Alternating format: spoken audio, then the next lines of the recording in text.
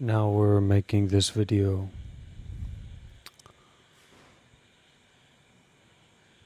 concerned with the truth.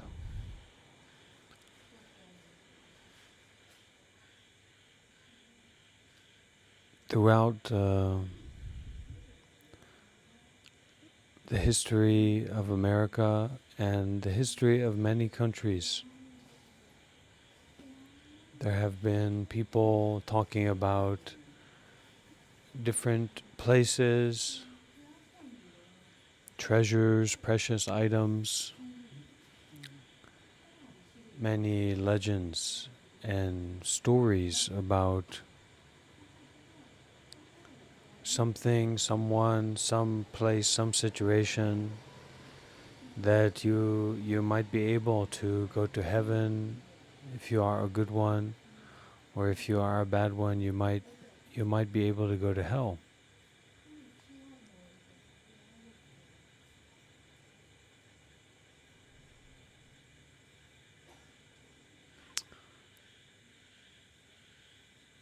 If we are born in America, we have attachment to the American point of view. That's a criminal act. And if we are born in Myanmar, or if we are born in China, we have attachment to the Chinese view, or the Myanmar view, or the Indian view, and these are all criminal acts. Where there is attachment, you will find ignorance. Where there is ignorance, you will find attachment. So, the Buddha tried to help the world to stop the criminal action of ignorance and attachment. And many spirit, a lot of people don't believe in spirit, but many people know about the truth of many experiences that are not presented by Hollywood or the mainstream media. The false is not the true, and the true is not the false. So we have to detach from seeing things in the normal way that is presented to us, so that we can be free from, we can be free from this criminality. And you will be surprised how the Buddha can help the people who are criminals. There is the great story about Angulimala. Everyone knows about this story of the serial killer. And he chased the Buddha, and the Buddha turned around and he said, "Look, man, you're out of control." And Angulimala said, "You know what? You're right." And the Buddha said, "Okay, let's go. Let's do it." And Angulimala didn't even need to think about it. He said, "Let's be free. Let's walk in freedom. Let's breathe in freedom." So now you can start to understand the kind of criminal that you are, according to your grasping, according to your attachment around your view, that story, that identity, that assumption about what's going to happen next. The Buddha said, no after, no before. No coming, no going. He said it just like this. When Ananda said, "Buddha, you're looking bad. So what are we supposed to do when you die? Or what is the main teaching?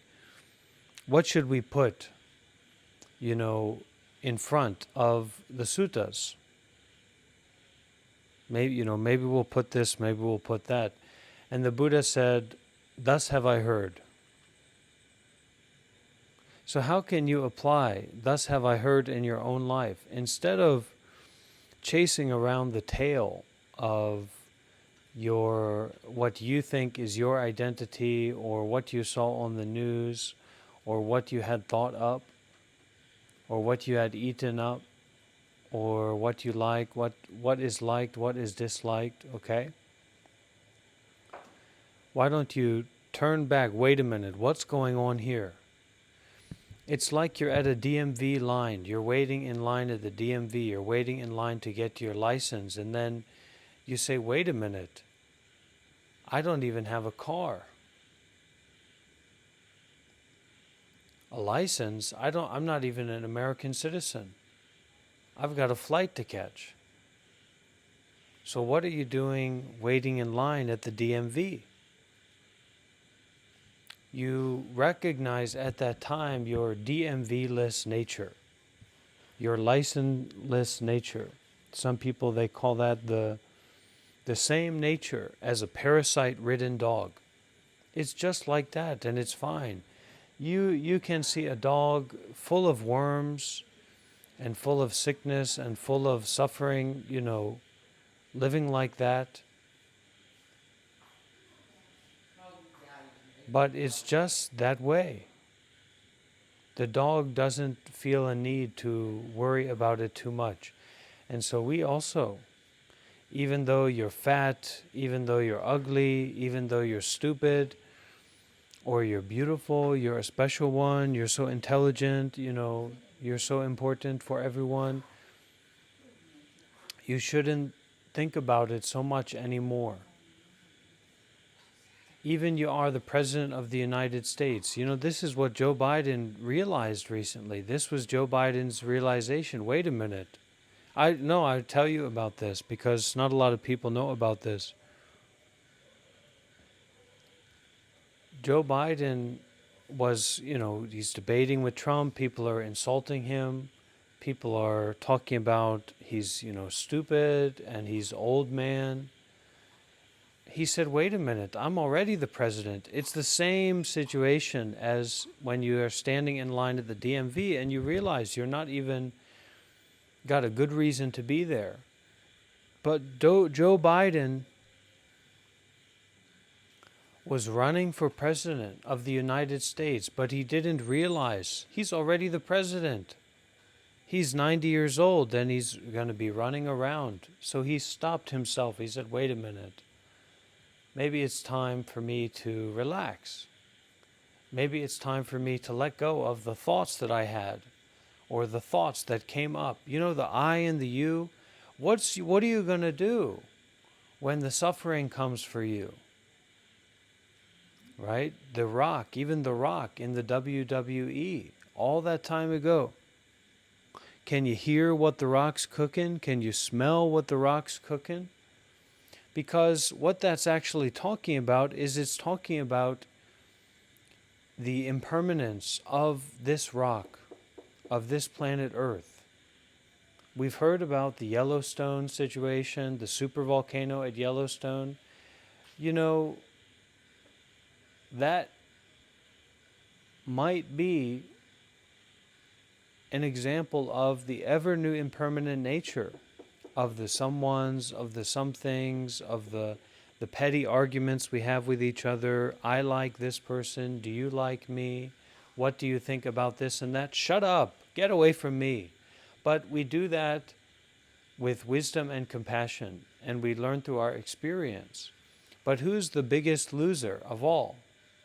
Who's the biggest shit talker, talking shit, nonsense, all the time? It's the cause and effect, the grasping of what Nama and Rupa, the grasping onto name and form, the grasping itself.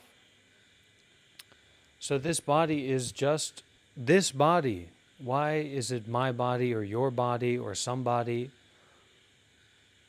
It's just this body that is assumed up at this time is subject to what the rock is cooking. And that's what a lot of people don't think about. That's what a lot of people who maybe are not people already don't really think about or consider about. they didn't really smell, they couldn't to smell what the rock is cooking, which is impermanence. The rock is cooking impermanence, and I don't want this to go on for too long because I've already said too much for this time, but if you join us here, if you come to visit us here at the Mindfulness and Detachment Meditation Retreat, you will find out that there's a lot of suffering in this rock. You know, it's not all air conditioning and the suburbs. You know, the suburbs were built on lynchings. The suburbs were built on the backs, the whipped backs of black men and women in the United States of America. So that comfort, that exploitation, that gave a false impression of the comfortability of the rock may not be something so beautiful or wonderful to rely on. So anyway, everyone, thank you for listening to this short Dhamma talk. You're welcome to join our community.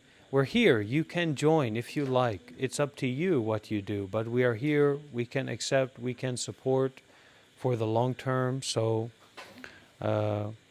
please feel free to reach out. If you have any questions, any comments, any complaints, leave them down below, and we'll do our best to get to the bottom of this, okay? As we say here in India, namaste.